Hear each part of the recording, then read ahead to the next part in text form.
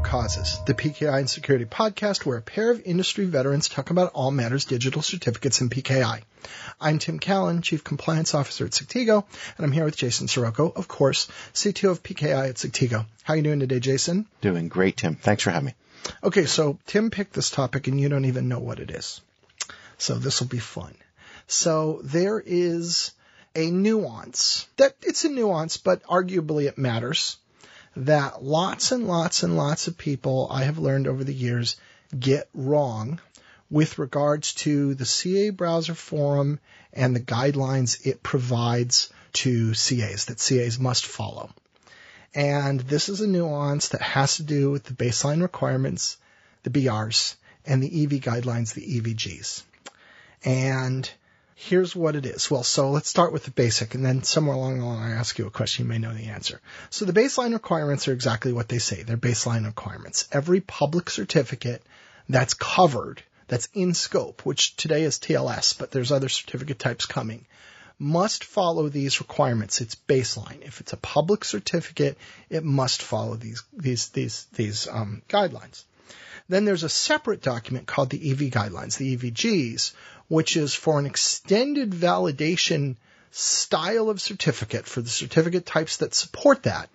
There are specific guidelines that are specific to extended validation that they must follow. Now, based on that, let me ask you this, Jason. Which one came first? I think I know this one. Okay. I think that, and watch me fall on my face if I'm totally wrong. I think the EV guidelines were first. They did. Otherwise, I wouldn't be asking the question. Everybody there you go. in the world thinks the baseline requirements came first, because of course they did, right? We built the platform of the baseline requirements, and then we built the EV guidelines on top of it. Therefore, it went BRs, then EVGs. Wrong go. So the EV guidelines were created first, and the baseline requirements came after. Yes. Now, isn't that funny? It is funny. It isn't. I do think, though, it was certificates were out before there was anything. Yes. Right? That's exactly it. And EV was the first time people were like, hey, we gotta knuckle down to some of this. That is exactly what it is. So If you go all the way back to the beginning, how did it first happen, right? There were a bunch of RSA, there's a bunch of RSA crypto scattered all over the place.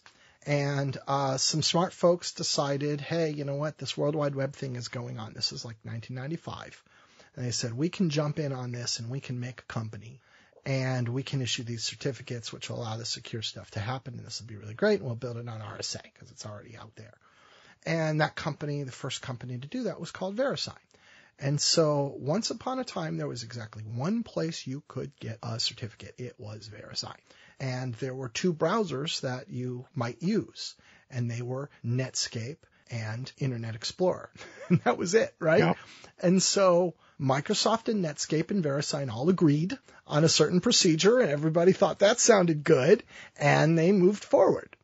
And then there was this proliferation of other CAs. Everybody knew there wasn't only going to be VeriSign, so other CAs came along and they, browsers vetted them and let them into the programs too. And everybody knew there wasn't only going to be Internet Explorer. Netscape went away, right? And so other browsers came along and they started building their own root stores. And it was completely and utterly unregulated. Yes. Furthermore, it was not only was it unregulated, but CAs viewed their validation and authentication procedures as secret sauce, and they didn't tell their competitors because they didn't want to tell their competitors their business secrets and help their competitors be better. Oh, we figured out how to do this the hard way. I'm not going to tell everybody else so they can figure it out without all that work. And so it was chaotic, and it was very difficult to understand what a certificate meant when it made a certain claim, right? Tim, can I help to set the scene a little bit? Because Please. You and I are old.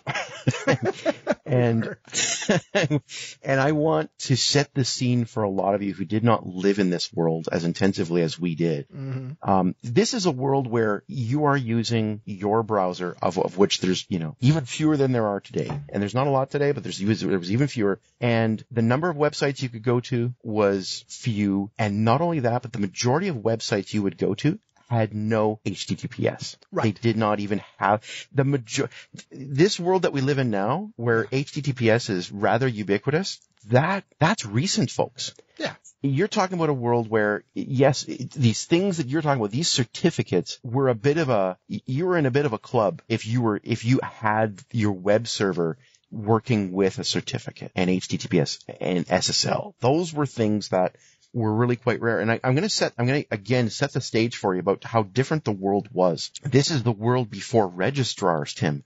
When I first learned about domains, probably 92, 93, right. I bought a domain, and I'll tell you how I did it. I had to write a letter. I had to put it in a paper envelope.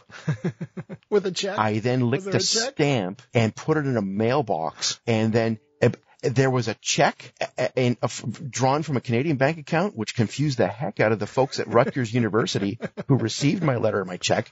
And they were kind enough to just say, we're not even going to cash your checks because we don't know what to do with Canadian money. But here's your domain. Okay. Free domain. And so, Tim, I just wanted to set the stage. The world you're talking about, Tim, was a very different internet age. You know, I set the stage of a world that's even just a bit before what you're talking about, but it wasn't much different. It was a very different world, Tim.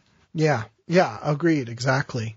And so so it was chaotic. It was very chaotic. And there was increasing concern about, am I really going to be able to trust a certificate? Like, can I trust a certificate at all? Can I trust what a certificate is claiming in a most basic fundamental way? And so the EVGs were about creating a set of guidelines around this thing we call extended validation, and those will be used to create a consistently and reliably high or adequately high level of authentication for information. Because the whole intention was you want to have some level of assurance of who it is you're speaking to. If somebody's claiming if somebody's making a claim and that claim is going to show up on a web browser, then think about the number of interactions that need to occur, because the browsers don't know who right. ultimately the web server is. They don't want to know. But somebody has to figure that out. And that group of people who has to figure that out is the people who are selling that certificate, because they're the ones they're the ones provisioning it, issuing it, and ultimately part of the provisioning process is, who are you again? Do you own that domain? And with an extended validation certificate, there's a lot more information that you're claiming on that certificate. In fact, there are specific fields on an EV certificate that say, hey, here's my address, here's my country, here's my organization name, right? These are things that you just don't get off of other types of certificates. And so there had to be a whole pile of rules around it because of the fact that there were claims, and those claims were part of a technology ecosystem that included the browser, because the browser showed this information and they had to have a way of doing it. So it was a very important step in the industry, Tim, and that's why, that's where it started. That's where it all started, for sure. And then the EVGs were pretty widely considered to be good, right? People liked this idea. But then the next problem became, but there's this giant body of other certificates that don't have the same thing, that can't make the same claim, and that's a problem. And so next was the baseline requirements. And we are going to put the baseline requirements in place to deal with everything else. And so it's strange. It's kind of like building a house and then going and putting a foundation under your house. Right. But that's basically what happened.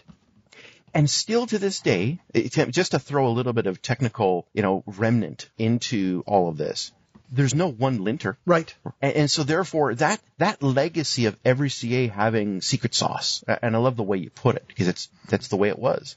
Certainly now there's standardizations and there's true blue agreed upon ways to do things. And if you don't do it those ways, you're not going to be trusted anymore as a CA. And a lot of that's for very, very good reason, right? This is no funny business here. It's a very serious business.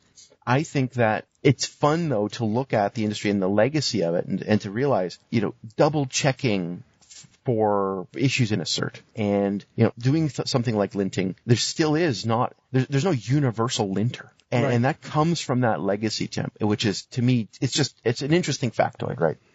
It is. So anyway, I just thought, it's funny because I hear this all the time. People who don't know any better, I see this like written in blogs or articles, and it's usually somebody trying to give a little bit of background. They've learned a little bit, and they say, well, first there were the baseline requirements, and then they built the EVGs. And I always laugh because I was like, well, no, they didn't. No, they didn't. Nope, went the other way. So there you are. Cool, Tim. Cool. All right. Thank you, Jason. Thank you. This has been Root Causes.